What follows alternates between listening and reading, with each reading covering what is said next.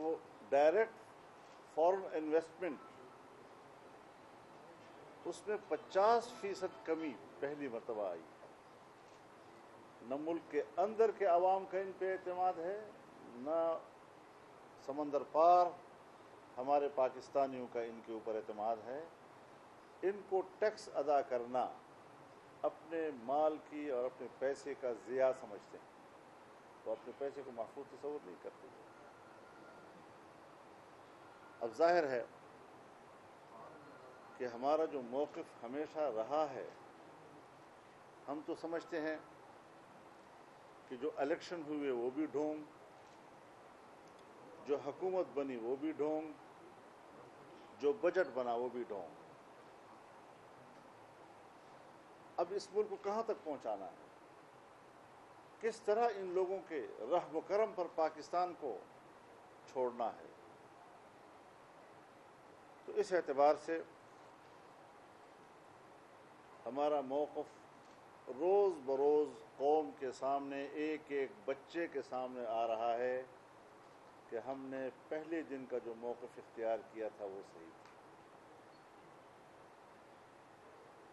بڑے بڑے لوگ جو ان حکمرانوں کی پروجیکشن کا حصہ تھے، صرف ووٹ نہیں دیا، ان کے پروجیکشن میں انہوں نے کئی سال لگائے، آج وہ معترف ہیں کہ ان کو ووٹ دینا اور ان کی حمایت کرنا یہ ہماری جہالت تھی.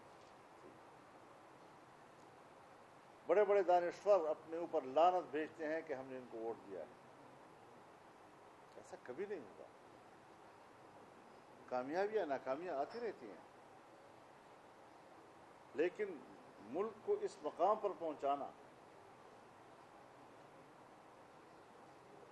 اگر محصولات کے ہدف کو ایک حکومت 1900 ارب سے اٹھا کر 3600 ارب پہ لے جاتی ہے، دگنا کر دیتی ہے،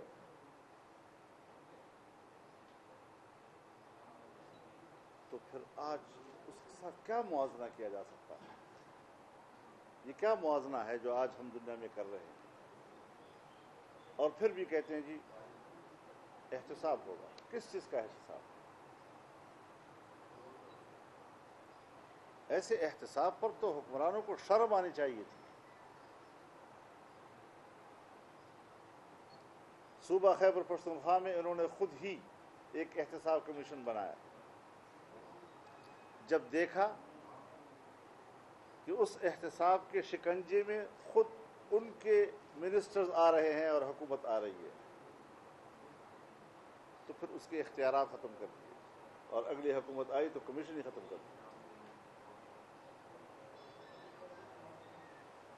فورن فنڈنگ کیس ہو، بی آر ٹی کا مسئلہ ہو پشاور کا، بلین ٹریز کا مسئلہ ہو، کیوں عدالتوں سے اسٹے لے رہے ہیں قدم قدم پر کہ ہمارا احتساب نہ کیا جائے؟ ریکویسٹ کرتے ہیں ہم سے کسی ایک قانون کا سہارا لے کے. تو یہ احتساب اب اپنا اعتماد کھو بیٹھا. ہم تو پہلے ہی اس کے قائل نہیں تھے، لیکن ہماری بڑی پارٹیاں جو ہیں وہ اس قانون کو برقرار رکھنا چاہتی تھی. آج وہ بھی پشیمان ہیں.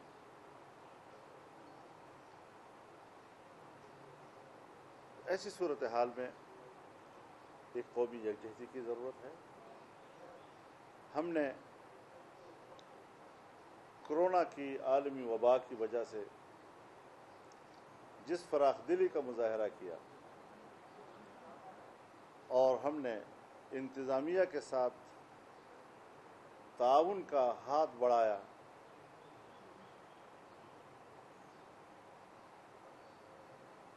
اور حکمران بھی کہتے تھے کہ یہ وقت ہے یکجہتی کا، ہم نے مل کے لڑنا ہے، لیکن ان حالات کے اندر غیر متنازع ایشوز کو، غیر متنازع معاملات کو دوبارہ متنازع بنانا، جیسے 18ویں ترمیم کا مسئلہ لے آئے، NFC ایوارڈ کا مسئلہ لے آئے، اب 18ویں ترمیم ان ایک آدھ ترامیم میں سے ایک ترمیم ہے جو بالکل ایوان کی متفقہ ہے. آج اس کو متنازع بنایا جا رہا ہے. پھر صوبوں کے اندر ایک ارتعاش آئے گا, پھر وہاں پر محرومی کے احساسات اٹھیں گے, اور جبکہ آئین کہتا ہے کہ NFC ایوارڈ کے تحت صوبوں کے حصص کو کم نہیں کیا جا سکے گا.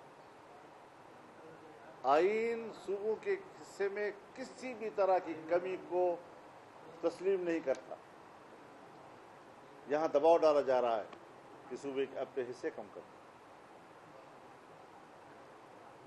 فاٹا کے عوام کو دربدر کر دیا گیا ہے.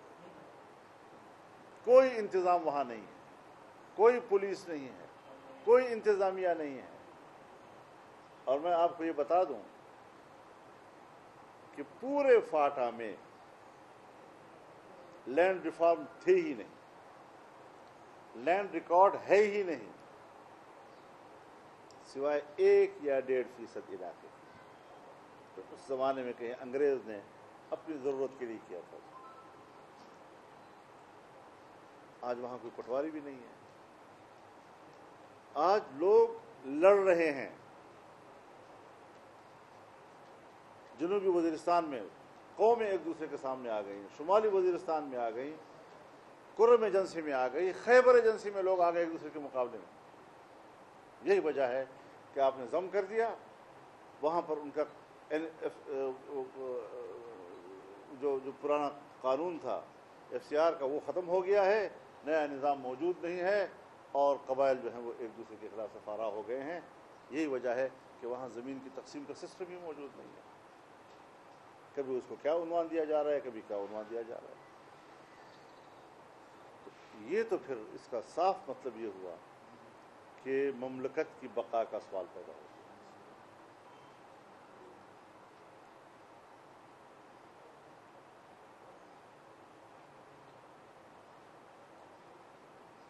جن اداروں کی ذمہ داری اسٹیٹ کا تحفظ ہے,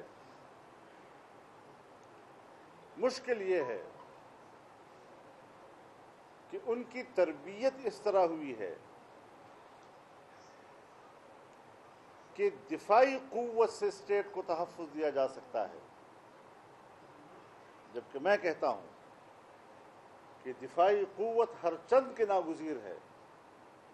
لیکن آج معیشت سی تباہی اور اس کا جو سٹیپ ڈاؤن ہوا ہے وہ ریاست کے لیے خطرہ بن گیا ہے. یہاں پر ریاست کی حفاظت کی ذمہ داری کس کی ہوگی؟ اس کا ذمہ دار کون ہوگا؟ تو یہ وہ ساری انتہائی اہم امور ہیں. نئے حالات میں آپ کے پاس سوالات ہوں گے, آپ پوچھ سکتے ہیں انشاءاللہ. بجٹ میں ہمیں بلدیاتی الیکشن نہیں چاہیے, ہمیں جنرل الیکشن چاہیے. یہ جعلی اسمبلیاں ہیں. جب تک یہ جعلی اسمبلیاں موجود ہیں, اس ملک میں بلدیاتی الیکشن کی طرف لوگوں کو متوجہ کرنا, ان کے قومی اسمبلی اور صوبائی اسمبلیوں کے ووٹ کے حق سے ان کو دستبردار کرنے والی بات. 2 بیوروکریٹس دے دیے گئے ہیں جنوبی پنجاب کا نظام چلانے کے لیے, ایڈیشنل چیف سیکرٹری اور ایڈیشنل IG. اس کے بارے میں کیا ہے؟ میں نے اس کو اسٹڈی تو نہیں کیا ہے, لیکن یہ عادتی آڑ بٹیر والی بات ہے.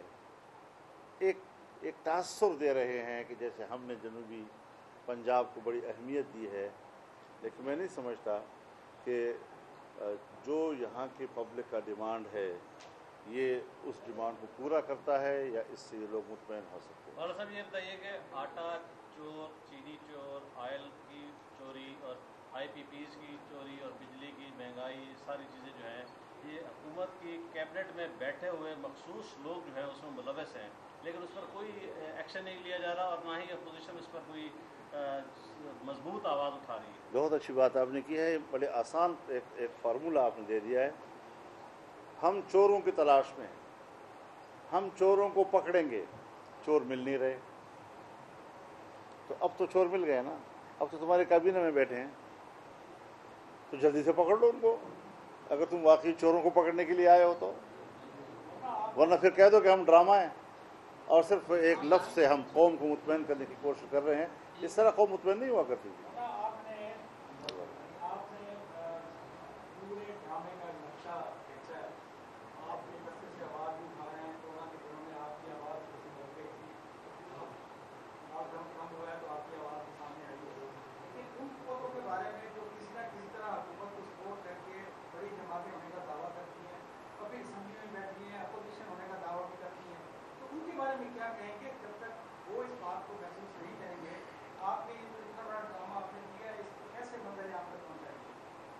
यानी आपका मतलब ये है कि मामला दोनों तरफ से ख़राब है। हुकूमत को सपोर्ट करने वाले भी डामाडोल हैं और उसको अपोज करने वाले भी डामाडोल नज़र आ रहे हैं। मेरे ख्याल में यहाँ पर अब दरमियानी रास्ते इख्तियार करने का कोई अब जगह नहीं रही है, गुंजाइश ही नहीं है। वाज़े तौर पर या हुक्मरानों के साथ खड़ा होना होगा या पाकिस्तान के साथ खड़ा होना होगा, इस बीच में कोई जगह नहीं है। अच्छा बोला था आपने कहा था बस स्पीच सुनते रहो और उससे पेट भरते रहो, बस खत्म हो गई बात। हजरत तो कंफ्यूज हैं। कभी इस तरह कभी हुक्मरान, मैं तो कह सकता हूँ, अपोजिशन कह सकती है, खुद हुक्मरान ये कहे कि हमारे पास 5 या 6 महीने हैं, ये उनके ज़हनी शिकस्त खुर्दगी की बात है। फिर अगले दिन कहे कि खबरदार अगर किसी ने -1 की बात की। कभी कुछ कहते हैं, कभी कहते हैं मेरी कुर्सी मजबूत नहीं है, ये अल्लाह की लेन देन है, जो अल्लाह देता है तो देता है, ले लेता है तो ले लेता है। कभी कहता है जी कि मैं हटूंगा तो लोग एहतसाब करेंगे उसका। तो इस तरह हुकूमतें नहीं चलती जी, ये इनके अपने इज़्तिराब और अपने तज़ब्ज़ुब की अलामत है, इससे ज़्यादा कुछ नहीं। मौलाना आपने कहा था धरने के दिनों में आपके जो लोग जो वादे किए गए थे आपके साथ वो पूरे नहीं हुए। ये आप वही सहाफ़ी तो नहीं जिसने वहाँ सवाल किया था। मेरा ख्याल में आप अगर सहाफ़ी हैं तो आपको समझ देना चाहिए कि मैं आपको वहाँ पूरा जवाब दे चुका था। नहीं, आपने कहा था कि बहुत जल्द उनका नाम लेंगे, अभी प्रेस कॉन्फ्रेंस वही कह रहा हूँ ना, तो मैं अर्ज़ कर रहा हूँ ना कि मैंने आपको उसी जुमले में पूरा जवाब दे दिया था, लेकिन मेरे ख्याल में आप लोग बाल का खाल उतारने के आदमी हैं।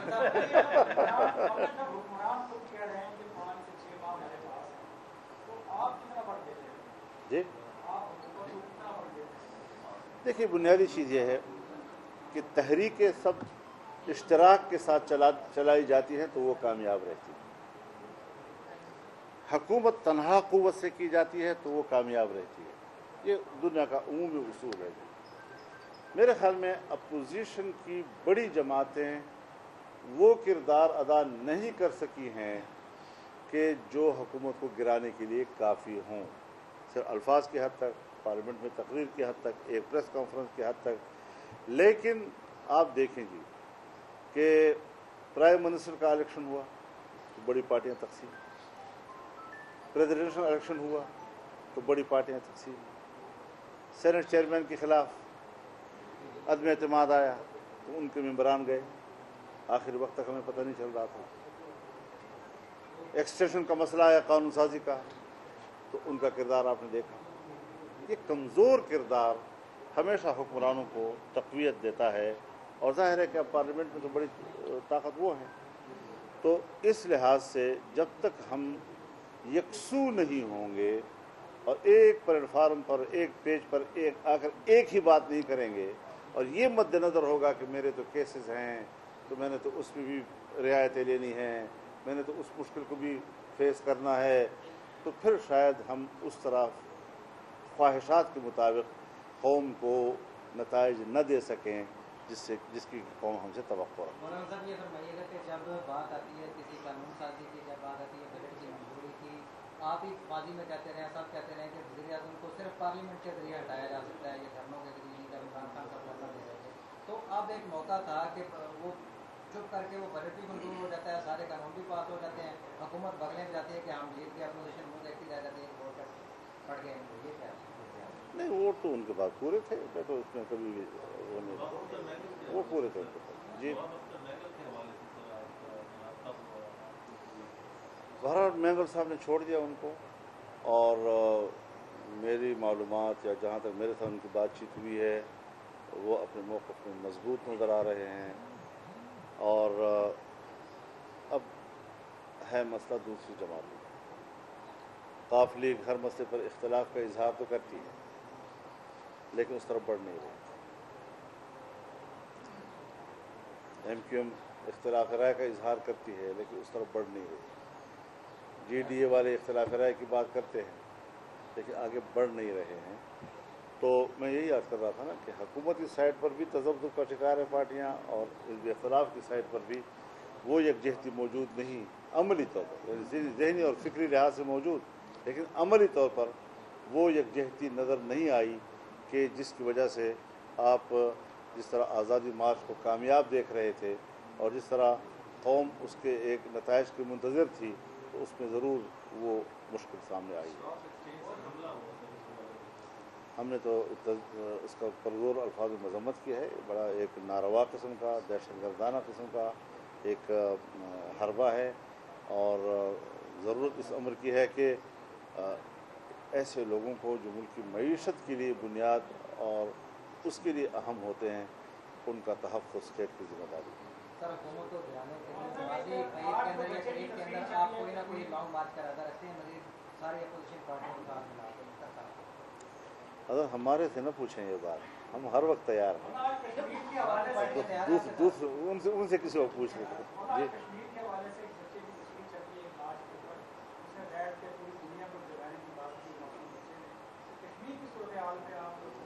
अगर कश्मीर बहरहाल हमेशा से मजलूम रहा है, कश्मीरी हमेशा से मजलूम रहा है। कश्मीरी बच्चे यतीम और फिर यतीम और यतीम होते चले जा रहे हैं।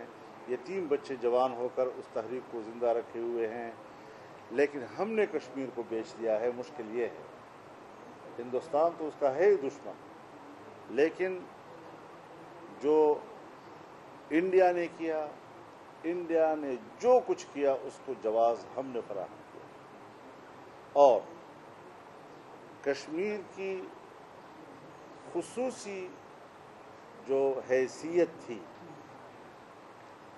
उसको आर्टिकल 370 के ज़रिए से ख़त्म किया गया।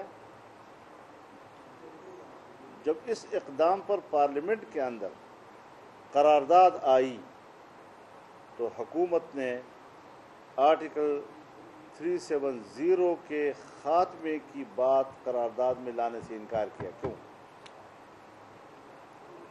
एक तरफ आप उसके इक़दाम की मज़म्मत भी कर रहे हैं और दूसरी तरफ जो कुछ उसने किया है उसको करारदाद में भी नहीं ला रहे। तो यहाँ से दोगली पॉलिसी का अंदाज़ा लगता है कि हम कश्मीरियों के साथ कर क्या रहे हैं।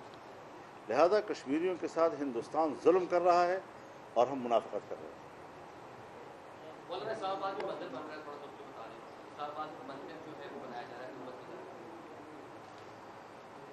मेरा तो ये ख्याल है कि इस पर अहले इल्म उलमाए किराम के इज्तिमाई राय आनी चाहिए। हमारे पास इदारे मौजूद हैं, वफाकी शरई अदालत का इदारा मौजूद है, हमारे पास इस्लामी नज़रियाती कौंसिल का इदारा मौजूद है। फौरी तौर पर हम उसमें जाएं कि इस्लामाबाद में मंदिर हो या गिरजा हो या गुरुद्वारा हो, इस किस्म की चीज़ों की तामीर के बारे में शरीयत क्या कहती है और इनके और हमारे बीच में पोजीशन क्या है। तो इस पूरी चीज़ को वाज़ेह करने के बाद फिर ये राय कायम होनी चाहिए। बात चीज़ें होती हैं जज्बाती, हम अक़लियतों के ख़िलाफ़ जज्बाती बिल्कुल भी नहीं है, नंबर एक। नंबर दो ये कि अगर कोई ऐसी चीज़ होती है तो एक इस्लामी मुमलकत में जहाँ कहा गया है कि कोई फ़ैसले कानून जो है वो कुरान सुन्नत के ख़िलाफ़ नहीं होंगे, उसका तकाज़ा है कि हम उन इदारों की तरफ रुजू कर लें कि जो इस हवाले से पूरी कौम की रहनुमाई कर सकते हैं।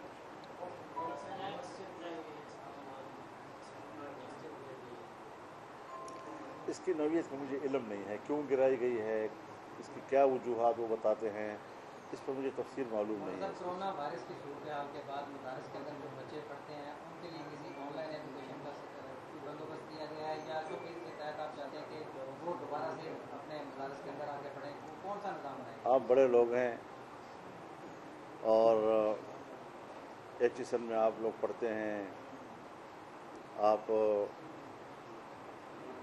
क्या इदारे हैं यार, डेकन वगैरह में पढ़ने वाले लोग हैं। आप हर जगह बैठकर एयर कंडीशन कमरों में बड़े अच्छे तरीके से आप ऑनलाइन भी पढ़ सकते हैं। मदरसे का गरीब तालिब इल्म, गरीब बच्चा, देहात में रहने वाला, उसमें कितने लड़के होंगे जो ऑनलाइन को अफोर्ड कर सकेंगे या ये मौके उनको हासिल होंगे। यहाँ मसला बुनियादी ये है कि अगर हुकूमत कहती है कि अगस्त में खोले जाएंगे, तो जून, जुलाई, अगस्त ऑलरेडी हुकूमत की छुट्टी के दिन हैं, वो पहले से हैं। हमारे जो छुट्टी के अयाम हैं वो शौबान, रमज़ान और शवाल का महीना है, तो हमारे छुट्टी के दिन गुजर चुके हैं। हम मज़ीद इजाफी किस्म की कुर्बानी दे रहे हैं। मदरसे बंद हैं, दरसगाहें बंद हैं, इम्तिहानात अभी रुके हुए हैं, अभी ऐलान हुआ है, और वो भी जहाँ जहाँ जो मदरसा आपका ज़िले में तहसील में करीबी है उसी में जाकर आप इम्तिहान दे दें। ये कुछ सहूलतें उनको मुहैया की गई हैं। लेकिन बहरहाल दीनी मदारस, एक तो ये बाकायदा मदारस है, ये रजिस्टर्ड निज़ाम तालीम है, तो मामूली निज़ाम तालीम नहीं है। इस पर हुकूमत के और मदारस के दरमियान मुआहिदात हुए हैं, इसके निसाब पर इत्तिफाक हुआ है, इसके मालियाती निज़ाम पर इत्तिफाक हुआ है, इस मदारस की इंतज़ामी ढांचे को तय किया गया है, फिर मुआहिदात हुए हैं। हमने यहाँ तक तस्लीम किया है कि अगर आप दीनी मदारस के बच्चों को असली उलूम देना चाहते हैं, आप हमें 2-3 मज़ामीन जो नागुज़ीर हैं वो बता दें, ताकि जो बच्चा उनका इम्तिहान दे दे वो डायरेक्ट MA और BA कहलाएगा। इक्वल टू BA और MA नहीं होगा, डायरेक्ट BA और MA होगा। हमने ये भी मान ली है, इस शर्त को भी हमने तस्लीम किया है। उसके बावजूद बार बार हम यहाँ आपके सामने भी कह चुके हैं कि मदारस के हवाले से मदारस की इस्लाहात का जो लफ्ज़ है, इसको हम अपने ख़िलाफ़ तौहीन समझते हैं। मदारस तो इस्लाही तहरीकें हैं, मदारस तो मुआशरे की इस्लाह करने के लिए वजूद में आई हैं। मदारस का अपना एक मोटो है, अपने अहदाफ हैं, और आप इस किस्म के अल्फाज इस्तेमाल करके उसका तज़हीक करना चाहते हैं। अपने मदारस की इस्लाह करो। बाकी रही ये बात कि 500 अरब रुपए किस चीज़ के लिए आपने मुख्तस किए, हम नहीं मानते। अपने घर को 500 अरब रुपए, कोई ज़रूरत नहीं है आपके 500 रुपए की। और एक तरफ फैसले कबूल नहीं हैं। जब आपके साथ इत्तेहादी तंजीमात मदारस की मीटिंगें हो रही हैं, एक एक इशू पे गुफ्तगू हो रही है, जब तक कोई चीज़ तय नहीं है, आप कैसे कहते हैं कि मदारस की इस्लाह, आप कैसे कहते हैं कि मदारस जो है वो हुकूमत के मातहत होंगे, आप किस बुनियाद पर कहते हैं कि निसाब जो है वो मुश्तरका हम तय करेंगे? तुम्हारे हुकूमती निसाब को जो आप लफ्ज़ इस्तेमाल करते हैं यकसान निसाब तालीम, यकसान निसाब तालीम को तो आपके अपने असली उलूम वाले मदारस ने कबूल नहीं किया। जो असली उलूम पढ़ाने वाले प्राइवेट इदारे हैं, उन्होंने यकसान निज़ाम तालीम के फ़लसफ़े को तस्लीम नहीं किया। मुझसे कैसे आप जबरी बनवा सकते हैं बातों की? लिहाजा ये सारी बातें एक तरफ़ा है, एक तरफ़ा कोई बात काबिल कबूल नहीं है। हम अपनी तालीम, अपने इख्तियार, अपने मनहज और अपने सवाबदीन के साथ पढ़ाएंगे और किसी किस्म की मुदाखलत हम कबूल नहीं करेंगे। 10 ज़िलहज को। जय मान अल्लाह, खुदा हाफ़िज़।